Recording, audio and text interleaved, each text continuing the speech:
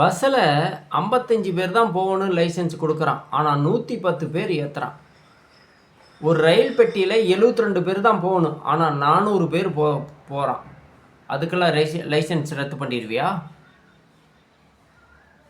தவறான சிகிச்சை கொடுத்து ஆட்கள் இறக்குறாங்க. மருத்துவனுடைய சான்றிதழை பறிமுதல் செஞ்சிருவீங்களா? சொல்லுங்கள் அன்பு மக்களே, சொல்லுங்கள். ஒவ்வொரு பத்திரப்பதிவு அலுவலகத்திலையும் பதிவு அலுவலகத்தில் காசு கொடுக்காம நீங்கள் பத்திரப்பதிவு பண்ணிடுவீங்களா? சொல்லுங்கள். அரசு கேபிள் டிவி 70 ரூபா நிர்ணயிச்சிருக்குது. ஆனால் 400 ரூபா வாங்குகிறாங்க. அந்த கேபிள் டிவி உரிமையாளருக்கு நீங்கள் பறிமுதல் செஞ்சிருவீங்களா சான்றிதழை? சொல்லுங்கள் அன்பு மக்களே, சொல்லுங்கள். சொல்லுங்கள். எப்படிப்பட்ட கோமாளித்தனமான மொல்லமாரித்தான ஹெல்மெட் அணியாவிட்டால் ஆவணங்களை அனைத்தும் பறிமுதல் செய்யப்படும் என்று ஊழல் செய்து சிக்கிய ஹெல்மெட் அணியிலேனா உங்கள் வாகனத்தையும் உங்கள் ஆவணத்தையும் பறிமுதல் செய்யப்படும் என்று கூறுகிறீர்களே.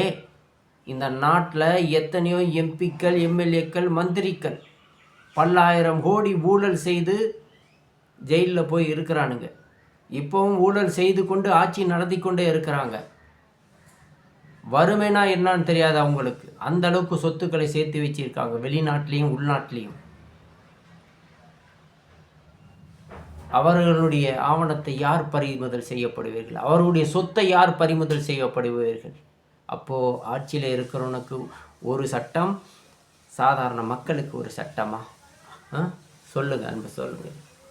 பல மாடி அடுக்குமாடியை கட்டுறான், சான்றிதழே இல்லாமல் அவன் கட்டுறான்.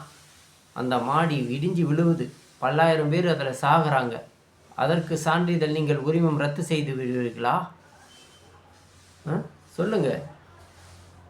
ஆற்று மணல் கொள்ளையடித்து உடந்தையாக செயல்படும் வருவாய்த்துறை அதிகாரிகளை பதவியை பிடுங்கும்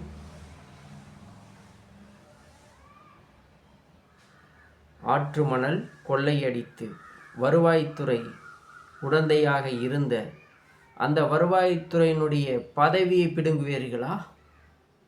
மலைகள் காணாமல் போகும் அளவிற்கு கனிம வளம் கொள்ளை உடந்தையாக இருந்த அதிகாரிகளை சான்றிதழ்கள் நீங்கள் பறிமுதல் செய்ய மாற்றப்படுவீர்களா?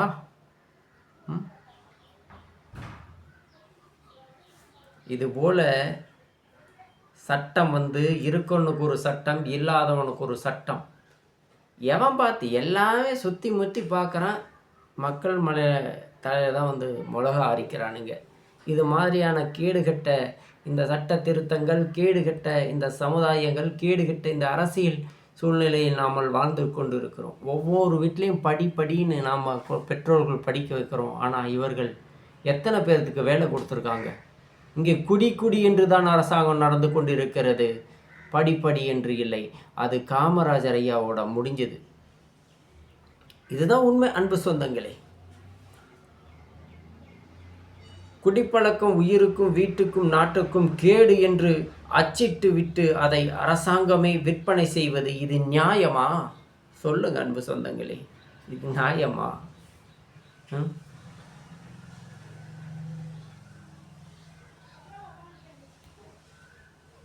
அதனால் சாலை விதிமுறைகள் பற்றி தகவல் பள்ளிகளிலும் கல்லூரிகளிலும் பாட புத்தகங்கள் வைக்க வேண்டும்.